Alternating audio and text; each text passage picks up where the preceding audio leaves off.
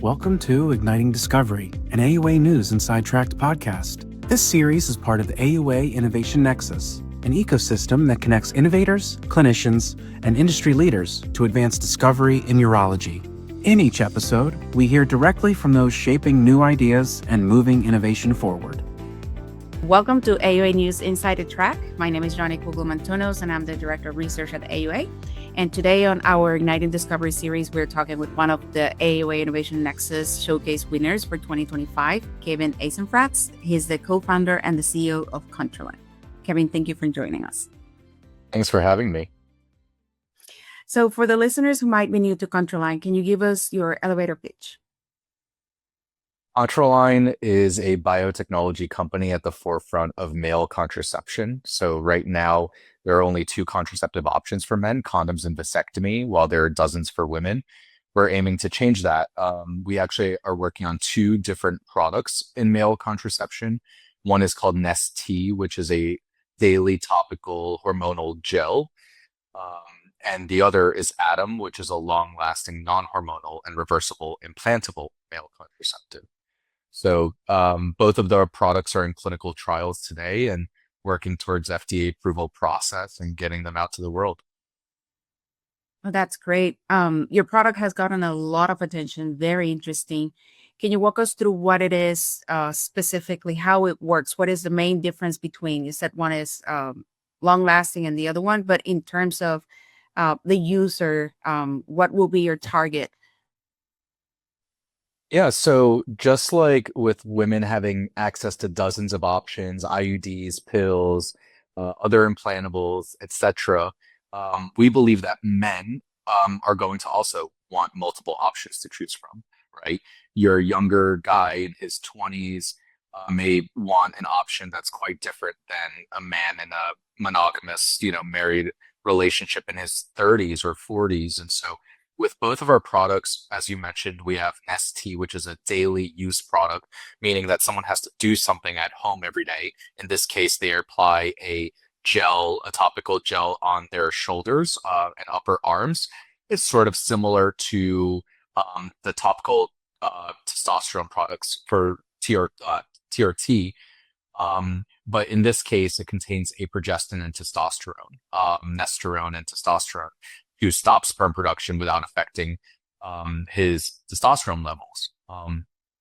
And that product is going into a phase 3 trial shortly. So that has a lot of appeal, especially to men who may not want to get a procedure.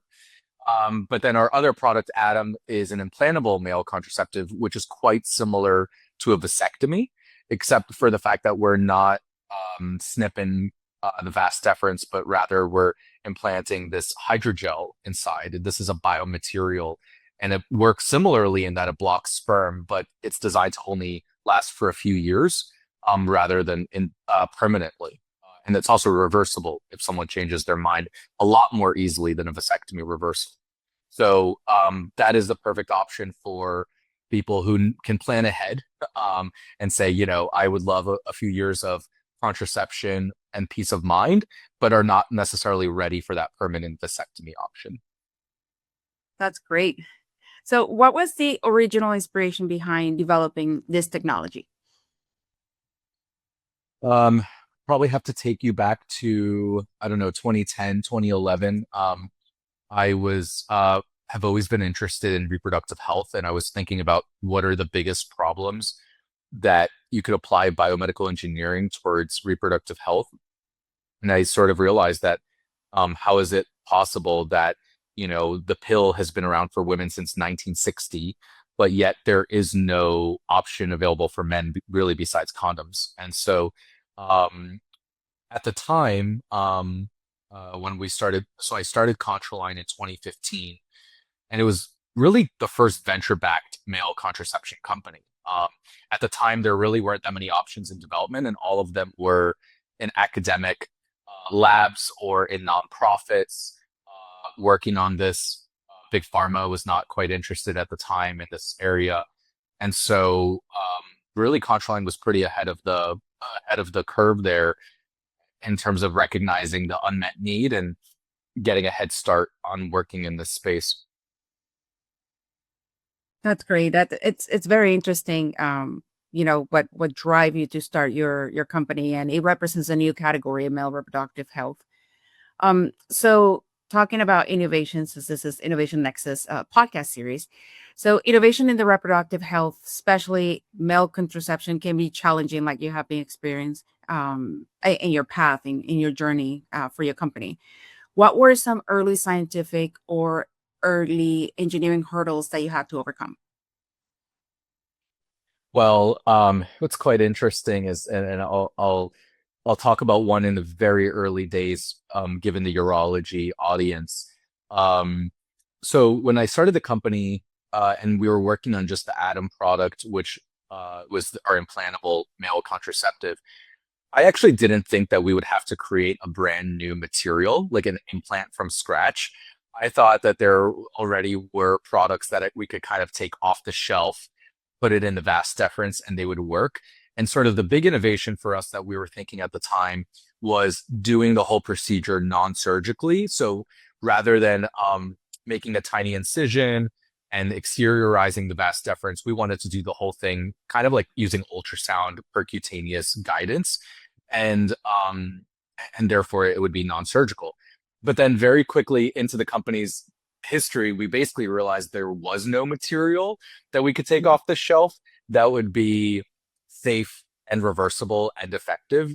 And so we basically had to create our own implantable material, which, as you know, is very difficult. I mean, the whole company went from, oh, we're going to create a procedure to like, we actually have to create the medical device, and this is going to take 10 years and cost tens of millions of dollars. And but that was look, the biggest opportunities are also sometimes the hardest ones. And so like out of that came 50 to 60 patents, and a lot of effort went into creating this product, but we're really quite excited that we have something that's working initially in our first in human clinical trial and going into our phase 2 as we speak. So really the vision for the company has become a lot bigger over the years.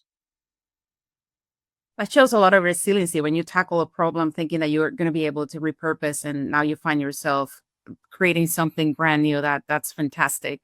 Can you talk about the clinical development path so far? Yeah, so it's been quite different for both of the products that we have. So for the Atom product, which is the implantable, it's a medical device.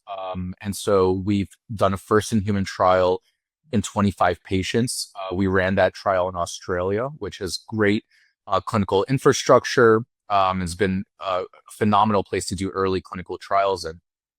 And we implanted 25 patients, and we followed them for 2 years to look at safety, but also, are we seeing signs of efficacy, right? Are we seeing azoospermia, or the reduction of sperm count to 0, similar to a vasectomy? And we just literally this week is the last patient, last visit. So we just wrapped up that trial. We got approval to start our early feasibility study. I kind of call that our phase 2, where we've made some improvements to the overall product and the procedure, and we're going to be implanting somewhere between 30 and 50 patients. Once that is complete, and by the way, as part of that trial, something that's quite different is we also plan on testing the reversibility. So we're going to remove the implant and show that fertility comes back to normal. Once we're done with that, we basically have like proof of concept for all of the major aspects of this product, and then we'll run our pivotal trial to go for FDA approval. So our goal to get FDA approval is well before the end of this decade, before 2030, but probably a little bit sooner than that. And that trial is also taking place in Australia? So our phase 2 will start in Australia, but our goal is to bring this to the States, either by the end of this year or next year. And definitely our pivotal trial will be predominantly in the United States. Oh, that's great. Yeah. And there's quite a lot of excitement. We have a phenomenal advisory board, and a lot of urologists who are really excited about being part of these clinical trials. The demand is more than you could even ask for. In Australia, for example, with 25 spots, we had 1,500 men who wanted to become part of that trial. So really, definitely a lot of enthusiasm from the patients in this product. That's great. So we have a lot of startup companies that are starting their journey with the Innovation Nexus program, and one common factor is that their thirst for more knowledge in terms of regulatory. What advice will you give them since you're midway on your journey? Yeah, I think the regulatory advice I would give are the first is, there's kind of a phrase that's used a lot in our industry, which is engage the FDA, engage the regulators early. I think there is such a thing as too early. Like, I don't think necessarily you engage them only when you just have an idea on a piece of paper. Like, I think, you know, do some of the basic development, is show a little bit of data on how feasible this is. But you do want to engage early to discuss your regulatory strategy. Like, are there predicates? Um, are you sure this is a medical device, or is this a drug or a combination product? You're going to want to know that very early, because the funding requirements and length of time for each of those three types of products is very different. Um, but there are great regulatory consultants out there, and there's a lot of them, and you can bring one on quite early to sort of guide this process for you and fill in the gaps of what you don't know. Um, and then I think that it's pretty important to utilize the pre-submission or the Q-sub process that the FDA has to continue to engage them, whether it's yearly or every 2 years. The last piece of advice I would give is to make sure you get feedback from the FDA, or the regulatory bodies on your clinical um, protocol, your clinical path, because they can be really helpful. And before you go run that expensive trial, making sure you get their feedback beforehand. It makes a lot of sense. So you mentioned consultants. Do you also engage clinicians for their feedback in order to help shape the development of your product? Absolutely. Yeah. Um, I think it was the first thing that I did when starting Contraline, and we continue to do that regularly. So, building partnerships and collaborations with clinicians. Ryan Smith at UVA was the first person I told about this idea that I had for Contraline, and that, today we have an advisory board, Dr. Aaron Spitz, Greg Niederberger, as well as Jay Samlow, work closely with Mo Kara at Baylor, and others. And we have urologists even as investors. And so anytime we have a question or we need some feedback on data or clinical protocols, we have a lot of people that we can call and brainstorm with. So how have patients and clinicians or the broader urology community, as you're saying, you tend to engage the urology community, how have they responded to your technology as you progress? Yeah, I think they respond, overall, the response is very, very positive. I think that, you know, anytime you have a new procedure, and even though ours is quite similar to a vasectomy, there are some nuances. You're going to get some um, questions, some concerns, some, pushback. And I think our job as entrepreneurs, as innovators, is to listen to that. And, how do you respond to that, right? Maybe they're onto something, and you need to think about how to make sure that's not a problem. Or you have to innovate to solve that problem. And so, we've definitely gotten a lot of really good sort of advice when it comes to the procedure. But overall, in terms of like market demand and market fit, every time we talk to urologists, they're all like, yes, I have patients that would be lining up, for your procedure, and they sort of validate the demand aspect. Well, after you presented last year, the Innovation Nexus conference, I gotta say the feedback that we got, it was overwhelmingly positive. The amount of enthusiasm for your product was just amazing. So you were selected the winner on the Innovation Nexus showcase last year. Uh, what made you decide to apply to present in the showcase? Well, a couple different reasons. One of our investors who's a urologist sent me the link, and he's like, you should apply to this.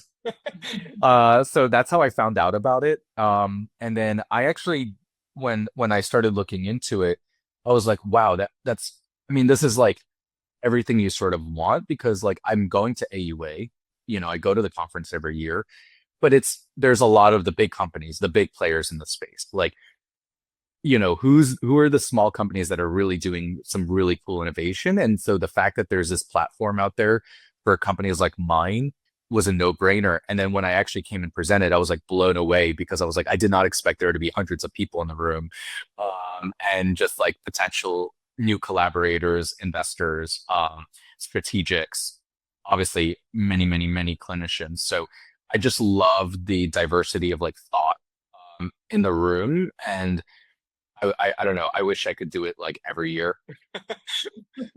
We would love to have you in the stage every year. Ac- Actually, this year we expanded the conference is called now the forum, and we're expanding it. Instead of just being an incubator, it's also an accelerator. So now we have 4 different rooms per stage. So we have showcases and pre-seed, showcases at seed stage, series A and post series A. So we're expanding the program, and actually this year we have 43 startups companies presenting.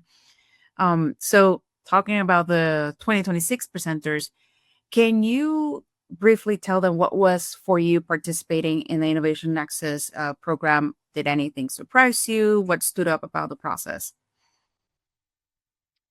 Um, I did not expect there to be like 4 strategics as the judges. And so it was like, it was, I mean, it was great exposure, for sure, and great relationship building, at the event. Um, I didn't expect to win, that's for sure. So, and that was quite surprising. What we're doing, I think, is so novel. Like you just don't hear about your everyday male contraception company. And I think when you think about urology, there's just a lot of great innovation happening, kidney stones or BPH, etc. And so, I'm really glad that sort of a unique product and company like ours got the chance to showcase, what the future of urology could look like beyond the typical diseases that urologists are treating today. That's great. Would you say that the participating help you accelerate your work? Did it open doors or result in any good partnerships for you? It did. Yeah, so of course we still have ongoing conversations a lot from that meeting. But also just being able to kick off AUA week with that, and then like everywhere we go, um people are like, hey, heard you won, the Innovation Nexus. And so just everyone, all the doctors were approaching us wanting to know more about what we do because of that exposure we got from the Innovation Nexus. Well, that's exactly what I like to hear. The AUA, I mean, the Nexus program is brand new. We're building the plane as we fly it, so it's really good to hear that what we're building is actually having positive um, effect and for the startup companies that are participating. And Yeah. and I think that it will be fantastic if you would like to participate in the Innovation Nexus Exchange as a mentor, because we have new startups that are maybe in the idea stage or getting ready to present, and hearing your journey and your advice, I think it will be invaluable. So, Thanks. Yep. something to consider. Yeah. Be happy to. And I'll definitely see you in DC in May as well. Wow, that's fantastic news. Um, so now let's talk about future innovators, right? For startups, researchers, whether they are physicians or academics or clinicians that are thinking about applying to the next Innovation Nexus cycle or are thinking about creating their startup company, what will be your big piece of advice? If they have to do something, what will be that thing that will make the difference for them? I mean, I always like to say think big. I think my advice would be to think about how you can, solve a problem, focus on problems that have not been solved yet. You know, Even if you think that sometimes it's always best to start with a niche and kind of go from there, or create something that's like 10 times better than what else is out there. And so, I think just those are sort of the two most interesting um, types of startups, is ones that are creating something from nothing. There is no solution to this problem, or ones that are making something 10 times better than a current solution on the market. And so I would say think big, and like be ambitious, and what you're working on. Building on what you just said, innovation, particularly in urology, since it is a multi-organ system discipline, it requires a lot of scientific rigor, regulatory strategy, real-world insight. For those startup companies and early stage founders, what guidance would you give them in how to balancing those challenges? Yeah, I think all of it is, frankly, none of this is rocket science, and you don't have to be an expert at everything. I think you have to know, like, what are you really good at, and make sure that you can focus on what you're really good at, and what you're not really good at, you bring in experts, whether it's consultants or advisors or employees or board members, like any of those, come into the company to fill those gaps and teach you, right? And so, like, kind of your job, and my belief is, like, the founder, the entrepreneur, the CEO, like, I'm not amazing at any one thing, but I'm pretty good at a lot of things. And I'm pretty good at, like, finding really good, people to help me in the things I'm not so good at. And so that's sort of my biggest kind of advice, whether, regulatory or clinical or operations or reimbursement, what have you, like IP, and then you don't really want to be spending a lot of your time where it's not necessary. Well, I think that's incredibly helpful for early stage founders and startup companies. So thank you. Um, so now that we have the Innovation Nexus Forum coming up in May 14, why do you think events like this matter for the future of urologic innovation? Well, I think it matters because at the end of the day, we do this for the patients, right? Like, we want the patients to have the best experience, the best life possible, the best health. So we need to constantly create better technologies for those patients. So what you're doing is you're giving incentive for new startups to be created in the urology space. That's ultimately what you're doing. Like, what do startups need? They need mentorship, community, funding, and sort of, like, enthusiasm and, like, support, and so, right, that's what you guys are doing. It's going to incentivize more founders to work on problems in urology rather than other indications. That's great to hear because that's exactly what we're focusing on in 2026 and building the Nexus program to include that mentorship component that's so important in the exchange, the online platform that we just launched. We have about 40 mentors right now that they are willing to have one-on-one meetings with startup companies at any stage and just provide a mentorship. And we have service providers, strategic partners, we have legal, we have regulatory affairs. So, and it's because, like you said, this is what startup companies need. So, thank you for validating that our efforts are going in the right direction. So, for someone that's listening right now who is going to present on the showcase May 14th, something that and I struggle with this. I'm a scientist, I'm a researcher, I'm not an entrepreneur, I'm not an inventor. I'm used to present either government platforms or academics. Um, Something that we have been trying to help those startup companies is guiding them and how the pitch should be. Keep in mind your audience, make sure that you don't go down the rabbit hole in terms of scientific terms. um, from your perspective, what makes a successful pitch once you're on the stage on the Innovation Nexus Showcase? Oh, that's such a loaded question. Yeah, I think I've done a few pitches in my days for sure. Look, I think at the end of the day, passion is, like, really, really, really important. Um, and it's not something you can fake. It's like, I would look really deep within and be like, why am I working on this problem? And then it's your job to, like, you should communicate that, right? And hopefully that's coming from, like, a really sincere place. And I think through that you can tell a story. Um, for me, I wrote my essay when I was 17 years old on why there's no male birth control to get into university. It's like, Oh, wow. I don't start every pitch with that, but like this is a very deeply rooted. Obviously, I've been thinking about this problem for quite a while. I'm not just some guy that came in and said, I want to make a lot of money. Like, I'm going to work on this problem. I would have quit a long time ago. And so, you know, I think communicating that sense of like passion and enthusiasm for this problem you're working on is important. Telling a story, you don't want to go down a rabbit hole and like say unimportant things, but like it is helpful to tell a real story.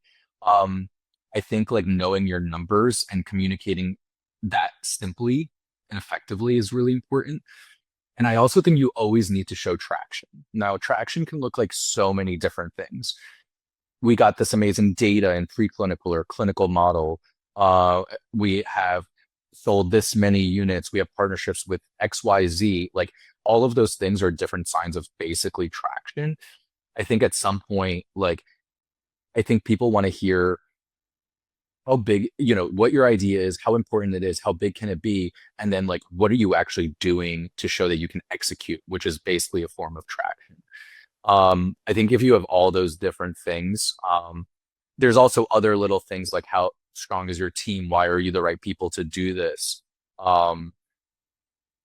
Then you should have a pretty good pitch.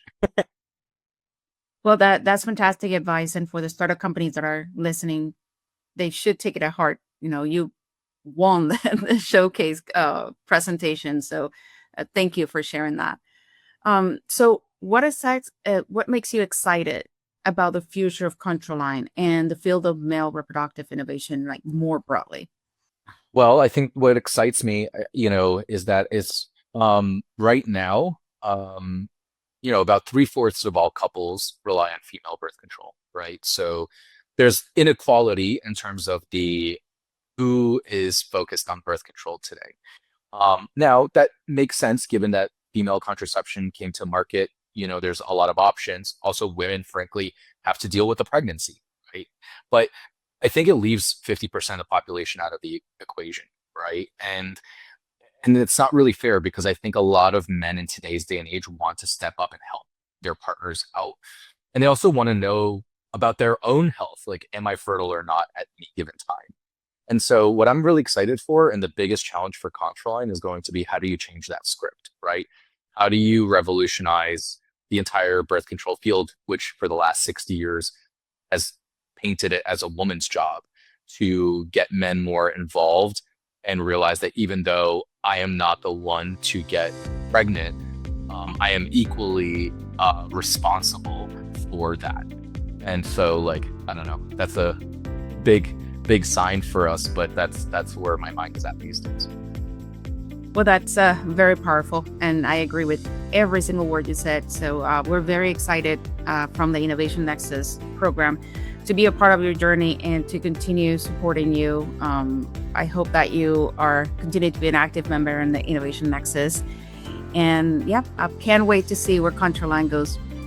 Thank you so much. Thank you for inviting me for this. No, thank you for joining us today. So for those listening, if you want to learn more about Innovation Nexus and the forum coming up on May 14th, go to AUAnexus.org. I can't wait to see you there, and have a good day. You've been listening to Igniting Discovery, an AUA News Inside Tract podcast from the AUA Innovation Nexus. To learn more about the Innovation Nexus and how to get involved, visit AUAnexus.org.